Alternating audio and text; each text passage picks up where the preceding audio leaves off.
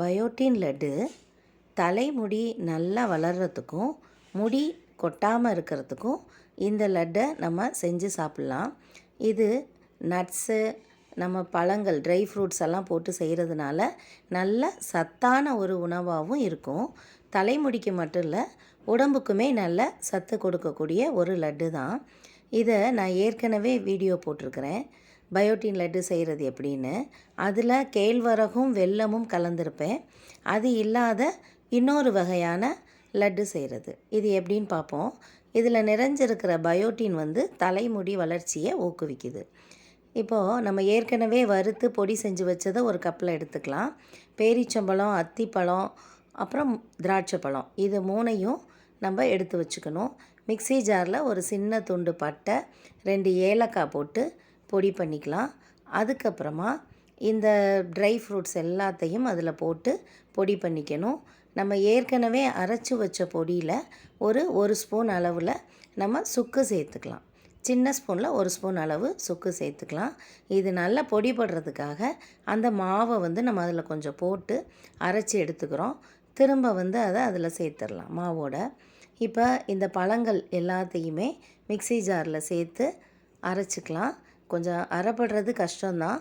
நல்லா ஸ்பூனை விட்டு கிளறி விட்டு நல்லா கொஞ்சம் ஓரளவு மையம் ஆகிற வரைக்கும் அரைச்சி நம்ம எடுத்துக்கணும். நல்லா மையம் அரைச்சி எடுத்ததுக்கப்புறம் அதை ஒரு பெரிய பாத்திரத்துக்கு மாற்றிக்கலாம். பெரிய பாத்திரத்துக்கு மாற்றிட்டு அதில் 1 டேபிள் ஸ்பூன் அளவு நெய்யை சேர்த்துக்கணும்.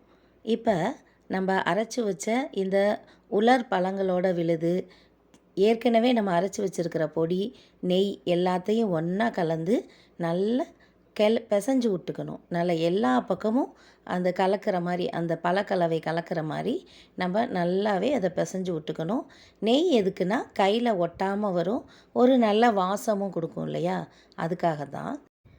நம்ம ஏற்கனவே அரைச்சி வச்சுருந்த பொடி, அப்புறம் இந்த ட்ரை ஃப்ரூட்ஸ் கலவை, நெய், இது எல்லாமே நல்லா ஒன்றா கலந்து லட்டு பிடிக்கிற அளவு ஒரு பதம் வரணும். அந்த அளவு நம்ம கையால் கிளறி விட்டுட்டே இருக்கணும். நல்லா கலந்த பிறகு இந்த மாதிரி லட்டு பிடிச்சி பார்த்திங்கன்னா உதிராமல் வரும். அந்த அளவு இறுக்கமாக இந்த லட்டை நம்ம பிடிச்சி வச்சுக்கலாம்.